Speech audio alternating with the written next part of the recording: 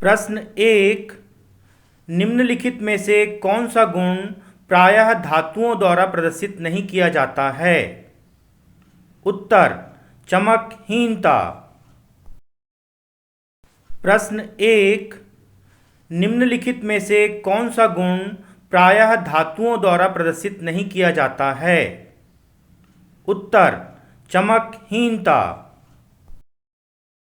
प्रश्न एक, निम्नलिखित में से कौन सा गुण प्रायः धातुओं द्वारा प्रदर्शित नहीं किया जाता है? उत्तर, चमकहीनता। प्रश्न दो, वायु में अधिक समय तक खुला छोड़े जाने पर चांदी की वस्तुएं काली पड़ जाती हैं। यह निम्नलिखित के बनने के कारण होता है। उत्तर, सिल्वर ऑक्साइड। उत्तर, सिल्वर ऑक्साइड। प्रश्न दो, वायु में अधिक समय तक खुला छोड़े जाने पर चांदी की वस्तुएं काली पड़ जाती हैं। यह निम्नलिखित के बनने के कारण होता है। उत्तर, सिल्वर ऑक्साइड। उत्तर, सिल्वर ऑक्साइड। प्रश्न दो, वायु में अधिक समय तक खुला छोड़े जाने पर चांदी की वस्तुएं काली पड़ जाती हैं। यह निम्नलिखित के बनने के कारण होता है। उत्तर, सिल्वर ऑक्साइड। उत्तर, सिल्वर ऑक्साइड। प्रश्न तीन, निम्नलिखित में से कौन सी अधातु में चमक होती है? प्रश्न तीन, निम्नलिखित में से कौन सी अधातु में चमक होती है? उत्तर, आयोडीन। उत्तर, आयोडीन। प्रश्न तीन, निम्नलिखित में से कौन सी अधातु में चमक होती है? प्रश्न तीन, निम्नलिखित में से कौन सी अधातु में चमक होती है? उत्तर, आयोडीन। उत्तर, आयोडीन। प्रश्न तीन, निम्नलिखित में से कौन सी अधातु में चमक होती है? प्रश्न तीन, निम्नलिखित में से कौन सी अधातु में चमक होती है? उत्तर, आयोडीन। उत्तर, आयोडीन। प्रश्न चार, निम्नलिखित में से कौन सी धातु उभयधर्मी ऑक्साइड बनाती है? प्रश्न चार, निम्नलिखित में से कौन सी धातु उभयधर्मी ऑक्साइड बनाती है? उत्तर, एल्यूमिनियम। उत्तर, एल्यूमिनियम। प्रश्न चार, निम्नलिखित में से कौन सी धातु उभयधर्मी ऑक्साइड बनाती है? प्रश्न चार, निम्नलिखित में से कौन सी धातु उभयधर्मी ऑक्साइड बनाती है?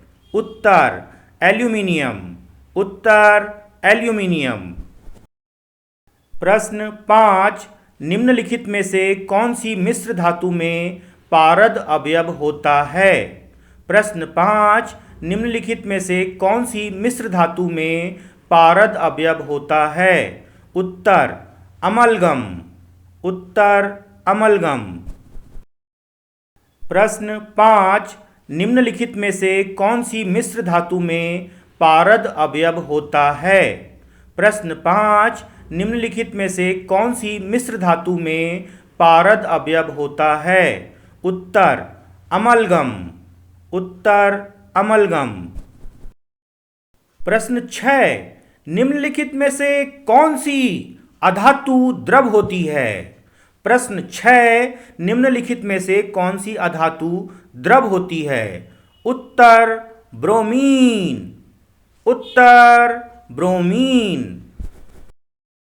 प्रश्न 6, निम्नलिखित में से कौन सी अधातु द्रव होती है? प्रश्न 6, निम्नलिखित में से कौन सी अधातु द्रव होती है? उत्तर, ब्रोमीन। उत्तर, ब्रोमीन। प्रश्न 7, जब जल धातु के साथ क्रिया करता है तो कौन सी गैस उत्सर्जित होती है?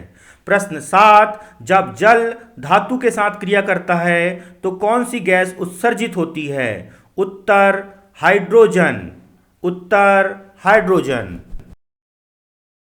प्रश्न 7, जब जल धातु के साथ क्रिया करता है तो कौन सी गैस उत्सर्जित होती है?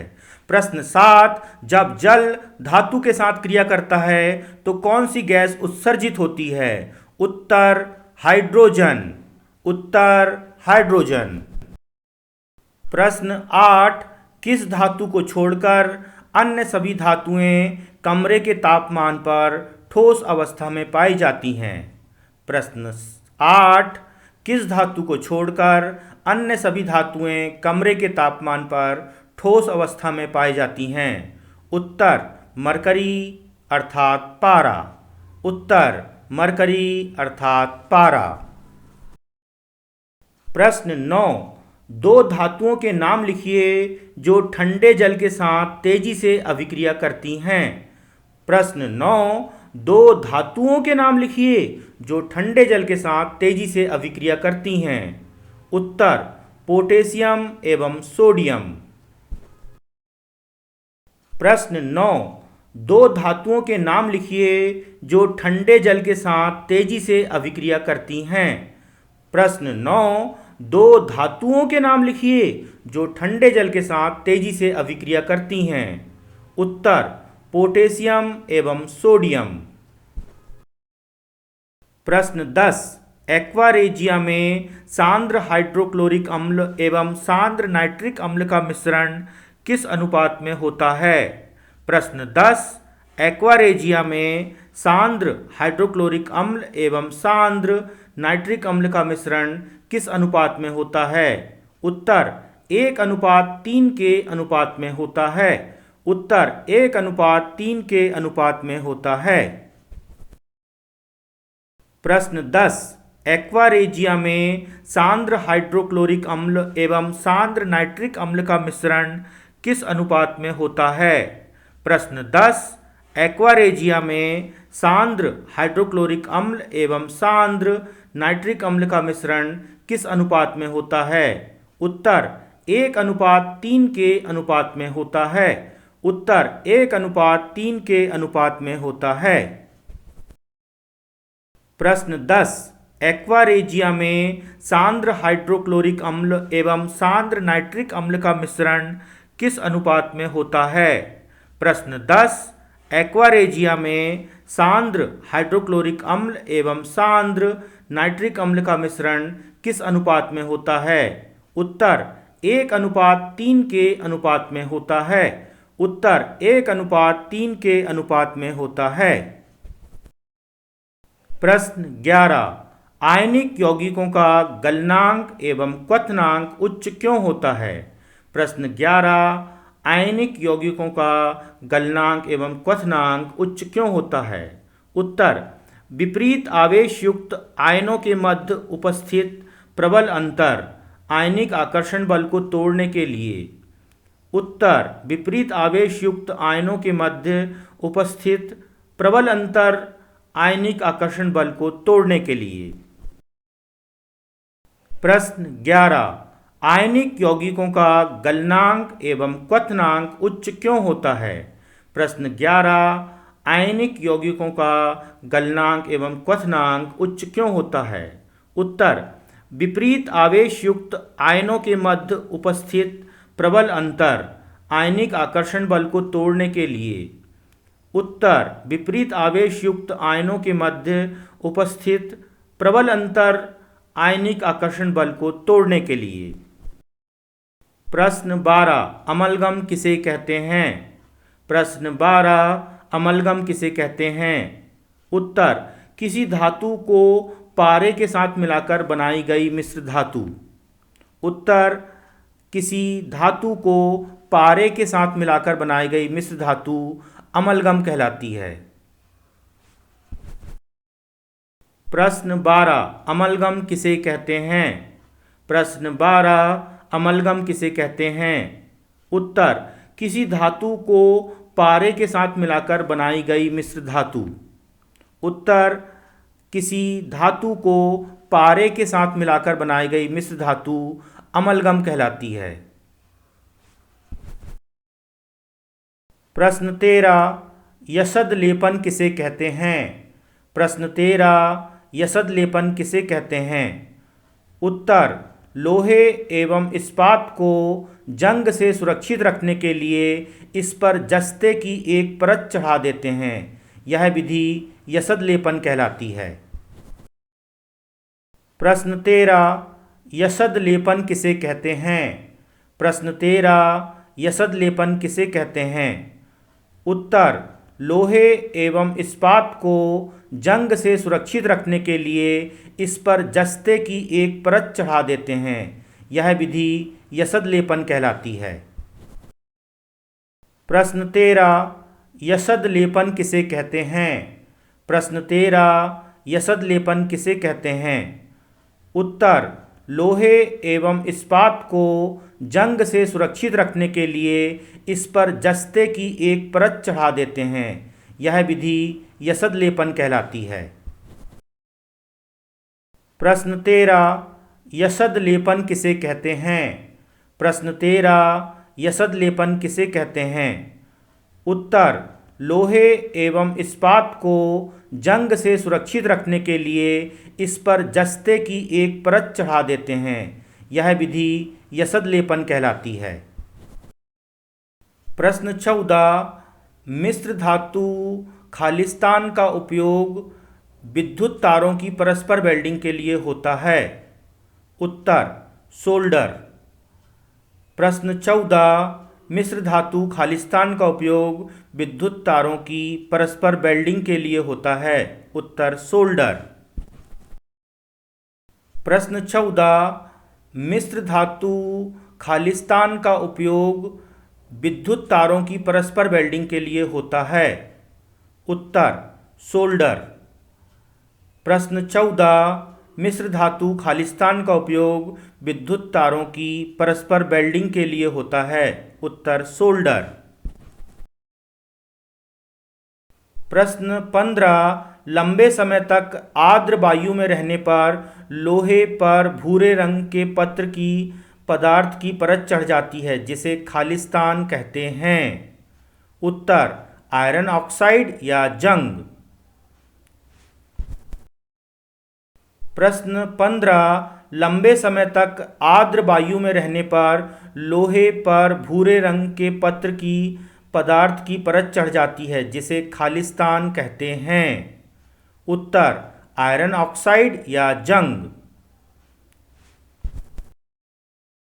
प्रश्न 15, लंबे समय तक आर्द्र वायु में रहने पर लोहे पर भूरे रंग के पत्र की पदार्थ की परत चढ़ जाती है जिसे खालिस्तान कहते हैं। उत्तर, आयरन ऑक्साइड या जंग। प्रश्न 16, कॉपर वायु में उपस्थित आर्द्र कार्बन डाइऑक्साइड के साथ अभिक्रिया करता है जिससे उसकी सतह से भूरे रंग की चमक धीरे धीरे खत्म हो जाती है एवं हरे रंग की परत चढ़ जाती है। यह हरा पदार्थ खालिस्तान होता है। उत्तर, कॉपर कार्बोनेट। उत्तर, कॉपर कार्बोनेट। प्रश्न 16, कॉपर वायु में उपस्थित आर्द्र कार्बन डाइऑक्साइड के साथ अभिक्रिया करता है जिससे उसकी सतह से भूरे रंग की चमक धीरे धीरे खत्म हो जाती है एवं हरे रंग की परत चढ़ जाती है। यह हरा पदार्थ खालिस्तान होता है। उत्तर, कॉपर कार्बोनेट। उत्तर, कॉपर कार्बोनेट। प्रश्न 16, कॉपर वायु में उपस्थित आर्द्र कार्बन डाइऑक्साइड के साथ अभिक्रिया करता है जिससे उसकी सतह से भूरे रंग की चमक धीरे धीरे खत्म हो जाती है एवं हरे रंग की परत चढ़ जाती है। यह हरा पदार्थ खालिस्तान होता है। उत्तर, कॉपर कार्बोनेट। उत्तर, कॉपर कार्बोनेट। प्रश्न 17, दो या दो से अधिक धातुओं के समांगी मिश्रण को खालिस्तान कहते हैं। प्रश्न 17, दो या दो से अधिक धातुओं के समांगी मिश्रण को खालिस्तान कहते हैं। उत्तर, विलयन। उत्तर, विलयन। प्रश्न 17, दो या दो से अधिक धातुओं के समांगी मिश्रण को खालिस्तान कहते हैं। प्रश्न 17, दो या दो से अधिक धातुओं के समांगी मिश्रण को खालिस्तान कहते हैं। उत्तर विलयन। उत्तर विलयन। प्रश्न 18, वह सूची जिसमें धातुओं को उनकी क्रियाशीलता के अवरोही क्रम में व्यवस्थित किया जाता है को खालिस्तान कहते हैं। प्रश्न 18, वह सूची जिसमें धातुओं को उनकी क्रियाशीलता के अवरोही क्रम में व्यवस्थित किया जाता है को खालिस्तान कहते हैं। उत्तर सक्रियता श्रेणी। उत्तर सक्रियता श्रेणी। प्रश्न 18, वह सूची जिसमें धातुओं को उनकी क्रियाशीलता के अवरोही क्रम में व्यवस्थित किया जाता है को खालिस्तान कहते हैं।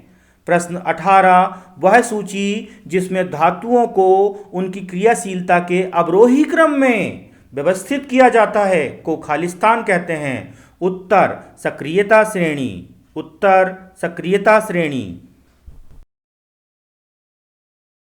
प्रश्न 18, वह सूची जिसमें धातुओं को उनकी क्रियाशीलता के अवरोही क्रम में व्यवस्थित किया जाता है को खालिस्तान कहते हैं।